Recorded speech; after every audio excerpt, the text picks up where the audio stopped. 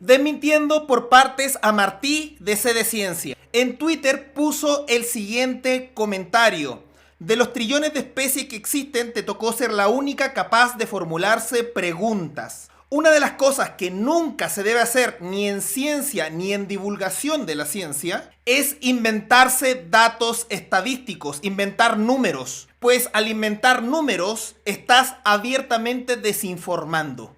En su tweet dice la palabra trillones de especies, que somos el único ser vivo entre trillones de especies. Actualmente en nuestro planeta Tierra se conocen 1.9 millones de especies vivas registradas, muy lejos de llegar al número del trillón, y se estiman un máximo entre 5 a 50 millones de especies vivas. En pocas palabras, si en nuestro planeta existiera el máximo, que serían 50 millones de especies vivas, sigue siendo muy lejano el número al trillón. Si por algún motivo Martí o alguien que es fan de él trata de defenderlo diciendo que su justificación es que está hablando de todos los millones de especies que han existido desde el precámbrico, o sea, desde el inicio de la vida en la Tierra, este número también ya se ha estimado. Se cree que han existido un total de 500 millones de especies vivas desde que la vida partió hasta el día de hoy. Y 500 millones sigue siendo un número pequeño en comparación al número que dijo él, que es trillón. Ahora, si la justificación viene del punto de vista de que habla de la vida en el universo observable o más allá, aunque si bien es muy probable que sí exista vida extraterrestre,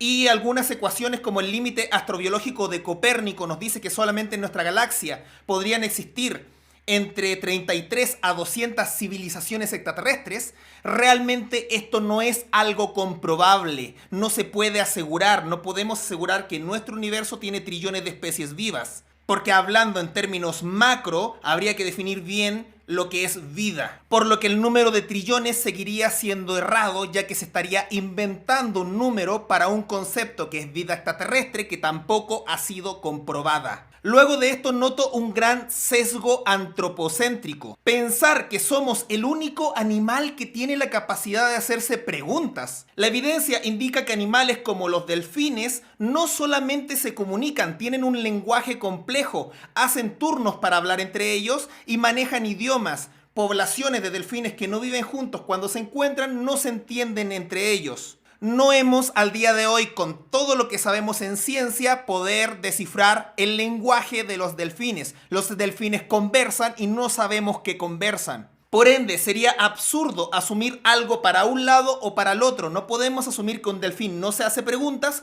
como asumir que el delfín hace preguntas. Por lo que asumir que el humano es el único animal que tiene la capacidad de hacerse preguntas a sí mismo, sigue siendo un sesgo, ya que no es comprobable en otros animales. A todo esto recordar que grandes grupos de primates del grupo homínidos, los homínidos que están vivos todavía, aparte del ser humano, el gorila, el chimpancé y el bonobo y el orangután, se les puede perfectamente enseñar lenguaje de señas para poder platicar con ellos. Ahora, asumiendo que la frase de Martí fuera así, y tanto bonobos como delfines no tienen la capacidad de preguntarse cosas a sí mismos, y el ser humano es una especie de improbabilidad, algo muy poco probable que tengamos esta supuesta capacidad mágica, y ya dije recién que si hacemos ecuaciones como el límite astrobiológico de Copérnico, podrían haber mínimo 33 civilizaciones extraterrestres como la nuestra, o sea, no es tan improbable que un ser vivo llegue a razonar. Pero aún así, tomémoslo como que de verdad el humano en todo el universo es el único con la capacidad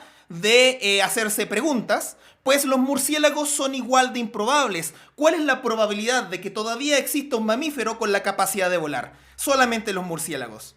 Porque la capacidad de volar en murciélagos no es replicable en ningún otro mamífero y en ninguna otra especie viva porque no son mamíferos. Así como nuestra capacidad de razonar es simplemente una característica como la capacidad de volar. El que nosotros, muy entre comillas, razonemos, es por la infinita combinaciones de pares de base que se han dado gracias a la evolución de la vida en la Tierra. Estos pares de base en nuestro ADN generan una cantidad brutalmente aberrante de combinaciones, por lo que realmente parece muy improbable que un ser vivo pueda razonar, de la misma manera que es tan improbable que una lombriz se pueda reproducir asexualmente. ¿Por qué? Porque la cantidad de combinaciones estadísticas para ambos seres vivos, lombrices y humanos, son exactamente igual de improbables. Incluso, una lombriz puede ser mucho más improbable que el raciocinio humano. Y esto no solamente es aplicable a seres vivos, lo podemos aplicar a objetos que no tienen vida. Un buen ejemplo lo dio Jordan de la Biblioteca de Cristal, donde nos habla de las combinaciones que puedes hacer en naipes.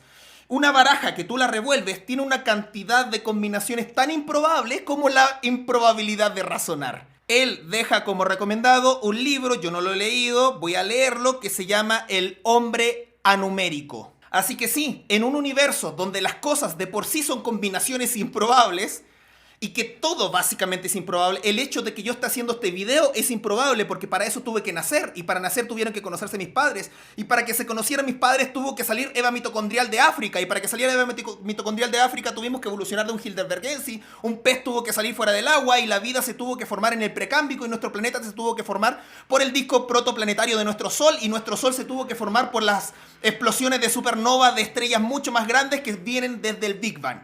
O sea, la probabilidad de que ustedes estén viendo este video es increíblemente baja. Por ende, si la mayoría de las cosas son improbables dentro del universo, lo que es raro entonces sería lo que es probable. La divulgación de C de Ciencia no solamente cae en el antropocentrismo actualmente. Yo vengo viendo estos tweets y videos de él hace mucho tiempo que caen constantemente en este sesgo de antropocentrismo. Por ende, está cayendo en la desinformación y rozando, casi rayando la pseudociencia. Al agarrar frases poéticas y pseudofilosóficas para explicar cosas que él simplemente se pone a pensar en su cabeza. Alejando completamente la divulgación de la ciencia de lo que es la ciencia en sí. Sé que esta es una crítica bastante dura y bastante fuerte y ningún divulgador se ha querido atrever a decir esto. Es básicamente un secreto a voces dentro del mundo de la divulgación que C de Ciencia no sabe de ciencia. Y con un marcado, insisto, sesgo antropocéntrico. Un buen ejemplo de esto, por si no me creen y piensan que ahora recién Martí empezó a decir cosas así y no las decía antes, un buen ejemplo es su video donde dice que al dormir nos morimos por unos segundos porque nuestra conciencia se nos apaga, cayendo nuevamente en un error antropocéntrico, asumir que las características humanas deberían ser aplicables a los conceptos de vida. La conciencia no es una característica de los seres vivos. Bacterias, el pasto que está en tu casa o una medusa, no tenemos cómo comprobar que son seres conscientes de sí mismos. Puede que no tengan conciencia como tal, pero una bacteria, un pasto o una medusa son tan seres vivos como nosotros. Por lo que el que se apague la conciencia de un ser vivo que tiene la capacidad de conciencia no lo hace morirse. Porque la conciencia no es una capacidad ni una característica de los seres vivos en general. Es casi como decir que la característica de pulgares opuestos es indicativo para que algo sea un ser vivo. Bajo esa lógica, una lombriz no es un ser vivo porque ni siquiera tiene pulgares. Por ende, la conciencia, por más que nosotros la tengamos, es simplemente una característica de un ser vivo, no de la vida. Y este es un buen ejemplo de desinformación que se puede encontrar en los contenidos de C de Ciencia, que están en casi todos sus videos. El problema es que ninguna fuente respalda o acredita lo que él está diciendo. Por eso tomo este atrevimiento de decir esto frente a cámara, porque como les digo, es un secreto a voces. Medio mundo de la divulgación está hablando esto. Sí, estoy haciendo chisme, estoy haciendo polémica, pero porque yo me he tomado muy en serio el rol de no desinformar. Todos cometemos errores. Martí, si ves este video por casualidades de la vida, no te lo tomes a personal, sino que deberías aprender de esto y corregir esos errores a futuro. Yo mismo he cometido muchos errores al divulgar ciencia en internet y estoy en un constante aprendizaje para que la divulgación sea lo más exacta posible. El problema es que yo veo este contenido tuyo antropocéntrico desde que partiste en tu canal. Sé que esto va a traer revuelo dentro de la comunidad científica y sé que son muy pocos los divulgadores de ciencia como yo que realmente se van a atrever a decir las cosas sin ser políticamente correctos. Quiero hacer la invitación a que otros divulgadores de ciencia también dejen lo políticamente correcto un poco de lado, porque el objetivo de la divulgación científica es maravillar, no desinformar. Y está dentro de nuestro deber como divulgadores científicos hacernos notar entre nosotros los errores que estamos cometiendo. En pocas palabras, la crítica no es solamente para Martí, sino es para todos, incluyéndome. No olvidar que todos somos seres humanos, pero de los errores hay que aprender. Esa es la diferencia.